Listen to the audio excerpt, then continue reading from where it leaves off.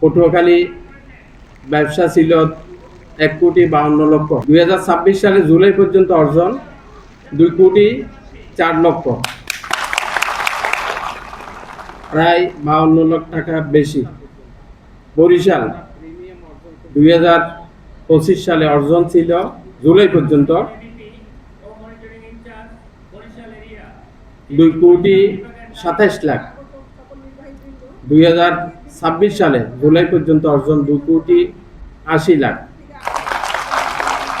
এবং 2025 সালে প্রায় 2100 দাবির মাধ্যমে আমরা প্রায় 9,25,00,000 টাকা দাবি পরিশোধ করছি জুলাই পর্যন্ত। 156টি দাবির মাধ্যমে আমরা দাবি পরিশোধ করছি প্রায় 11,46,00,000 টাকা। তো এখানে আমি আশা করব আগামী যেই 5 মাস আমাদের হাতে আছে, ইনশাল্লাহ আজকে যেহেতু মাননীয় এমডি স্যার আমাদের বরিশালে আগমন করছেন, এটার সুবাদে আগামী 5 মাস আমাদের হাতে আছে। আমরা আমাদের সহকর্মীদেরকে নিয়ে ইনশাল্লাহ আমরা একক প্রায় 20 কোটি টাকা প্রিমিয়াম দেব ইনশাল্লাহ। রংপুরে আমাদের পঞ্চম ভবন উদ্বোধন হবে। তো আমি আশা করবো স্যার আজকে এখানে যারা জনএককের কর্মকর্তাগণ আছেন, প্রত্যেকের প্রাণের দাবি বরিশালের ভবনটা যাতে হয় স্যার। যেহেতু বরিশালের জায়গাটা অনেক আগে নেওয়া আছে, বরিশালের ভবনটা যদি হয় তাহলে মোটামুটি আমরা এটা কাজে লাগাইতে পারবো স্যার। গত বছর আমার এই বরিশাল জোনে আমরা ব্যবসা করেছিলাম 78,25,000 টাকা 2025 সালে, এবং 2026 সালে যেটা আমরা 86,64,000 টাকা, যা প্রায় 9 লক্ষ টাকা বেশি। এবং আমার যে মনিটরিং এরিয়া, তাতে আমি ব্যবসা করেছিলাম গত বছর 2025 সালে 1,36,00,000 টাকা এই পর্যন্ত। আর এবছর আমি ব্যবসা করেছি 1,72,00,000 টাকা, যা গত বছরের চেয়ে 37 লক্ষ টাকা বেশি। গ্রাহকের কোটি কোটি টাকা জমা রাখছে কিন্তু টাকা দিতে পারতেছে না। কিন্তু ন্যাশনাল লাইফ এই ক্ষেত্রে একটু ব্যতিক্রম। আপনারা বিগত কয়েকদিন 15-20 দিন যাবত দেখছেন আমাদের প্রধান কার্যালয়ে মাননীয় সিইও মহোদয় একদিন একজন গ্রাহককে বসে 4 কোটি প্লাস 2 কোটি প্লাস 3-4টা চেক একদিনই দিয়ে দিচ্ছে। জাস্ট সিইও স্যারের রুমে ওনারা একটু চা খেয়েছে, ইতিমধ্যে আমাদের ডিপার্টমেন্ট 4 কোটির উপরে একটা চেক ওনাকে দিয়ে দিছে। ব্যাংকে কি 4 কোটি উপস্থাপন করলে সাথে সাথে দিবে?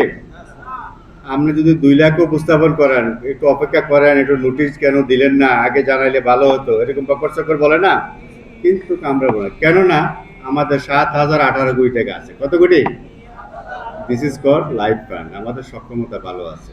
তা আমরা ভালো করলে কি আমাদের গুনাহ হবে না সওয়াব হবে? মনে হয় গুনাহ হবে, কেউ কথা বলে না। হ্যাঁ, ভালো করলে সওয়াব হবে। তা আমি একটা বেশি সময় আমরা নিব না, কারণ একটা অনুষ্ঠানটা সিইও স্যার সমাপ্ত করার জন্য আমাদেরকে গাইডলাইন দিয়েছেন। আরও যথেষ্ট পরিমাণ পুরস্কার আছে এখানে আমরা দিব।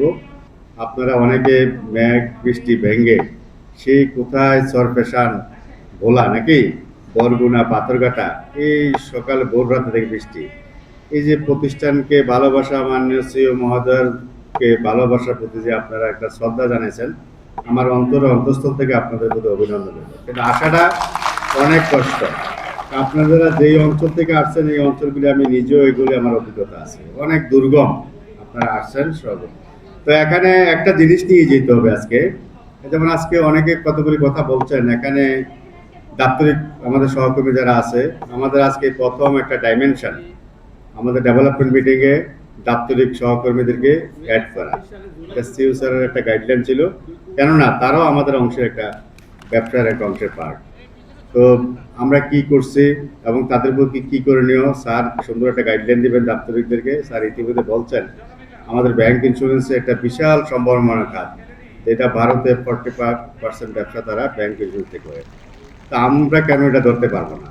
এইটা আমরা ধরার জন্য আমাদের যে বিভিন্ন অঞ্চলে আমরা যে 2টা ব্যাংকের সাথে এখন কন্ট্যাক্ট আছে, প্রাইম ব্যাংক এবং আরেকটা কি ব্যাংক, যমুনা ব্যাংক, এই 2টা ব্যাংকের সাথে এই অঞ্চলে অনেক ব্রাঞ্চ আছে। তো এইগুলির সাথে আমরা যখন আলোচনা করব আমরা ভালো কিছু এটা আমরা অর্জন করতে পারবো। তো এই অঞ্চল থেকে এখানে আপনারা যারা এখানে আজকে আগত, এই অঞ্চল থেকে আমরা 2025 সালে আমরা 21,18,00,000 টাকা ব্যবসা পেয়েছি। কত কোটি? একক জনসভায় মিলে।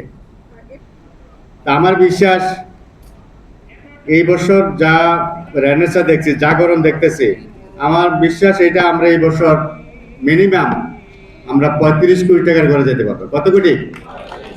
একমত তো? আচ্ছা, এই টাকাটা অর্জন করলে আমাদের ইনকাম বাড়বে না কমবে? এই ইনকাম থেকে আপনাদের বাড়বে না এই যে ডাইসি আছে তাদের বাড়বে? কার বাড়বে? তাহলে 21 কোটির 50% কত? নিয়ার অ্যাবাউট 10.5 কোটি 11 কোটি আপনারা ভোগ করছেন। তা আমরা যদি 35 কোটি অর্জন করি তাহলে 17.5 কোটি, কত কোটি? তাহলে আপনারা এটা অর্জন করবেন।